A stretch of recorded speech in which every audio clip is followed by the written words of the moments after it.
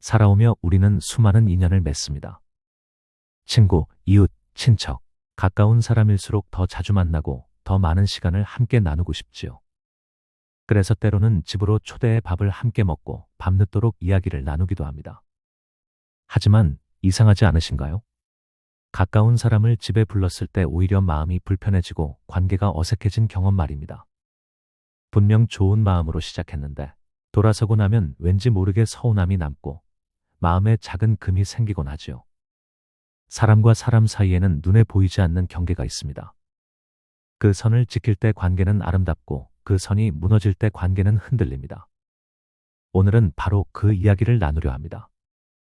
왜 가까운 사람일수록 집에 초대하면 안 되는가? 그 속에 담긴 5가지 이유를 함께 살펴보며 우리의 인간관계를 지켜주는 지혜를 찾아가 보겠습니다. 첫 번째 이유, 경계가 무너져 버리기 때문입니다. 사람과 사람 사이에는 눈에 보이지 않는 경계가 있습니다. 그 선이 지켜질 때 우리는 서로를 존중할 수 있습니다. 여러분도 경험해 보셨을 겁니다. 친구와는 찻집에서 만나 이야기를 나눌 때 즐겁고 지인과는 식당에서 밥을 먹을 때 편안하지요. 하지만 그 사람이 내 집 안으로 들어서는 순간 무언가 달라집니다. 집이라는 공간은 단순히 벽과 가구가 놓인 곳이 아닙니다. 그 안에는 살아온 세월이 켜켜이 쌓여 있습니다. 낡은 소파 하나에도 자식들과 웃던 시간이 스며 있고 주방의 밥솥에는 수십 년을 이어온 가족의 식탁이 담겨 있습니다.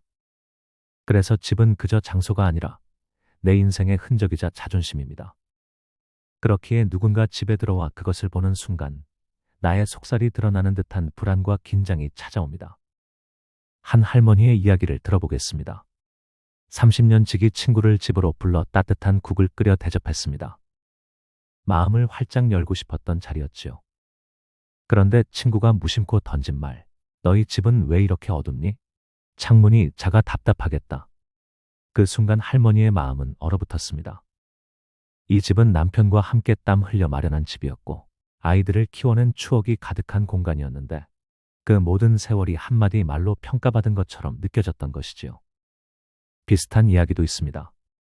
다른 어르신은 친구가 집에 와서 책장이 빽빽하게 꽂힌 것을 보더니 책은 많아도 사는 건 좀 단출하네 라고 농담처럼 말하더랍니다. 하지만 그 말이 며칠을 마음에 맴돌아 결국 더는 친구를 집에 부르지 않았다고 합니다. 여러분도 혹시 이런 경험 있으신가요? 집은 내게 가장 편안한 공간이지만 누군가 들어오면 오히려 마음이 불편해지는 순간 말입니다. 심리학에서는 이것을 개인적 공간의 침해라고 합니다. 사람마다 편안함을 느끼는 거리가 있는데 그 선이 무너질 때 우리는 본능적으로 불쾌감과 피로를 느낍니다. 특히 가까운 사람일수록 기대가 크기 때문에 그 실망은 더 깊습니다. 결국 경계가 무너진다는 것은 단순히 집을 드나드는 문제가 아닙니다. 마음의 존중이 흔들린다는 뜻입니다. 가까울수록 괜찮을 거라 생각하지만 사실은 가까운 사람일수록 더 지켜야 할 거리가 있습니다. 벽 하나를 사이에 두고 있을 때는 평생의 친구였지만 문 하나를 열어 집 안까지 들였을 때는 마음에 금이 가는 경우가 있습니다. 그래서 우리는 잊지 말아야 합니다. 거리를 지키는 것이 곧 관계를 지키는 길이라는 것을. 두 번째 이유, 비교 심리가 작동하기 때문입니다. 집은 단순한 건물이 아닙니다. 그 안에는 살아온 세월, 삶의 방식, 자존심이 고스란히 담겨 있습니다. 거실의 소파, 벽에 걸린 액자, 주방의 밥상, 심지어 냉장고 속 반찬까지 모두가 나라는 사람을 보여주는 작은 증거이지요.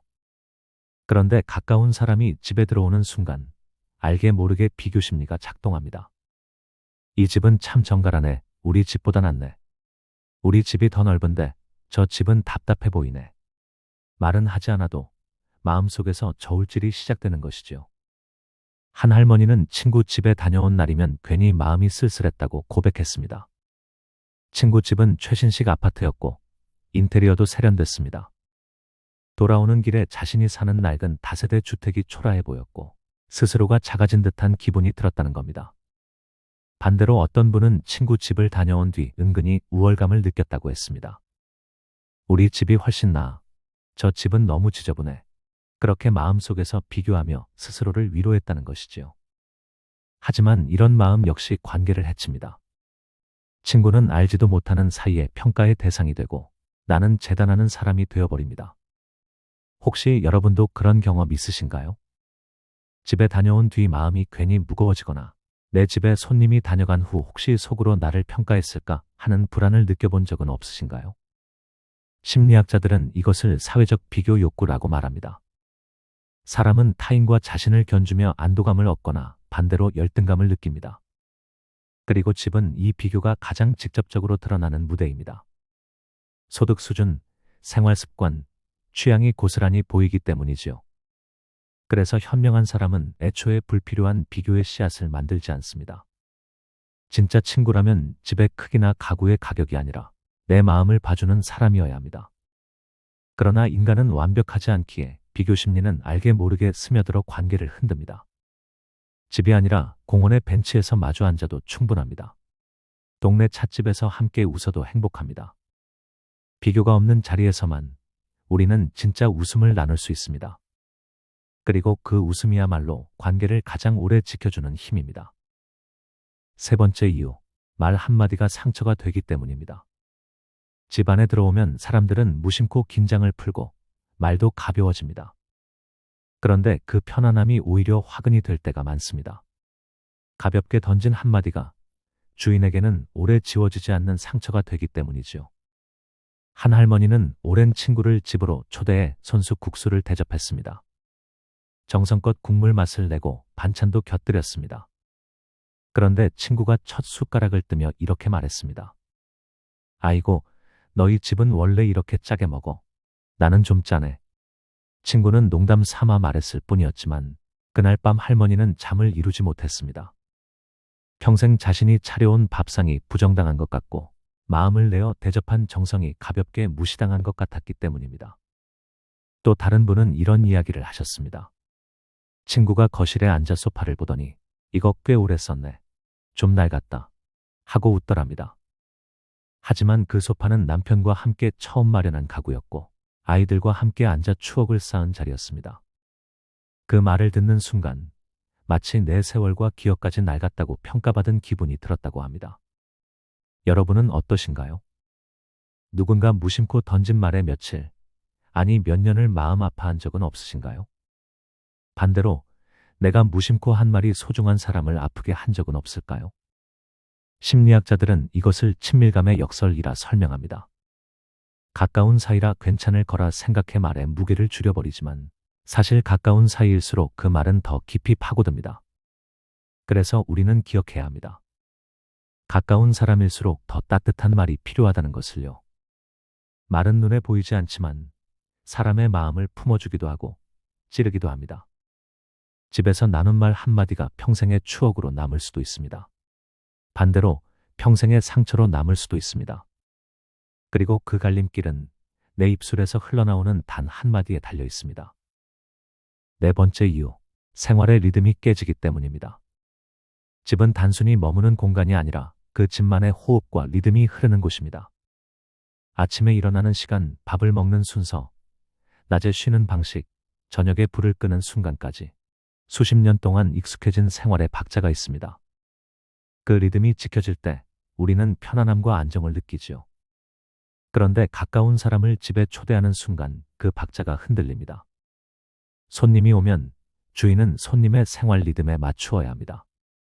밥 먹는 시간도 바꾸고 TV를 켜는 시간도 조절해야 합니다. 평소 같으면 자유롭게 눕고 싶을 때 누웠을 텐데 손님 앞에서는 그럴 수도 없지요. 반대로 손님 역시 불편합니다. 주인의 생활에 맞춰야 하니 눈치를 보게 되고 마음껏 쉬지도 못합니다. 한 할아버지의 이야기입니다. 젊은 시절부터 함께 지낸 친구가 하루 묵고 간 적이 있었습니다. 평소에는 늦잠을 즐기며 느긋하게 하루를 시작했는데 손님이 있다는 이유로 새벽같이 일어나 아침을 준비하느라 피곤이 겹쳤습니다. 결국 작은 일로 부부싸움까지 번졌다고 합니다. 그 뒤로 그분은 이렇게 다짐했습니다. 아무리 친한 친구라도 우리 집에 재우지는 않겠다. 또 한 어르신은 친구가 며칠간 머물다 간 뒤 평소의 생활 리듬을 되찾는데 시간이 오래 걸렸다고 고백했습니다. 평소에는 아침에 성경을 읽고 차를 한 잔 마시는 습관이 있었는데 손님이 있는 동안 그 시간조차 지킬 수 없었다는 겁니다. 그 작은 변화가 쌓이면서 마음이 답답해지고 결국 친구가 떠난 뒤에야 다시 숨을 돌릴 수 있었다고 합니다. 여러분도 혹시 그런 경험 있으신가요? 누군가 집에 머물고 간 뒤 돌아간 사람보다 더 지쳐버린 경험 말입니다. 나이가 들수록 생활의 리듬은 곧 건강입니다. 규칙적인 시간, 익숙한 순서, 내가 편안하게 만들어 온 습관들이 삶의 안정을 지켜줍니다. 그런데 그 리듬이 흔들리면 몸도 마음도 쉽게 피곤해지고 작은 불편이 큰 불만으로 번집니다. 그래서 지혜로운 사람은 압니다. 아무리 가까운 사이라도 집이라는 공간 안에서는 생활의 리듬을 지키는 것이 얼마나 중요한지를요. 손님은 즐겁지만 그 즐거움 뒤에 찾아오는 피로와 갈등은 쉽게 회복되지 않습니다. 결국 가까운 사람일수록 집 밖에서 만나는 지혜가 필요합니다. 공원에서 산책하며 나누는 대화, 찻집에서 함께 웃는 시간은 생활의 리듬을 해치지 않으면서도 충분히 따뜻합니다. 집은 내 삶의 호흡이 흐르는 성소입니다. 그 리듬이 깨지지 않을 때 비로소 나도 편안하고 관계도 오래갑니다.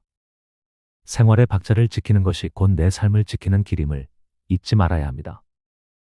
5번째 이유, 관계의 본질이 흐려지기 때문입니다. 가까운 사람을 집에 초대한다는 것은 단순히 문을 열어주는 일이 아닙니다. 내 삶의 가장 깊은 부분을 보여주는 일입니다. 그런데 문제는 그렇게 문을 열어주었을 때 관계의 본질이 흔들리기 쉽다는 것입니다. 원래 우리는 친구와 함께 웃고 떠들며 따뜻한 정을 나누기 위해 만납니다. 그런데 집이라는 사적 공간을 드나들게 되면 그 관계가 벗과의 인연이 아니라 생활의 비교로 변질될 위험이 생깁니다. 한 할머니는 이런 말씀을 하셨습니다. 평소에는 친구와 만나면 언제나 즐겁고 좋았는데 집을 드나드는 일이 잦아지면서 서운함이 생겼다고 합니다. 왜 우리 집에는 자주 오지 않으면서 다른 친구 집에는 그렇게 자주 가느냐는 마음이 생기더라는 겁니다. 말은 하지 않았지만 속으로 차곡차곡 쌓이면서 결국 그 친구를 대하는 태도가 달라졌다고 합니다. 또 다른 분은 친구가 집에 와서 무심코 한 행동 때문에 마음이 변했다고 합니다. 작은 물건 하나를 허락 없이 만졌을 뿐인데 그 순간 이 관계가 이제는 불편해졌구나 하는 생각이 들었다는 것이지요.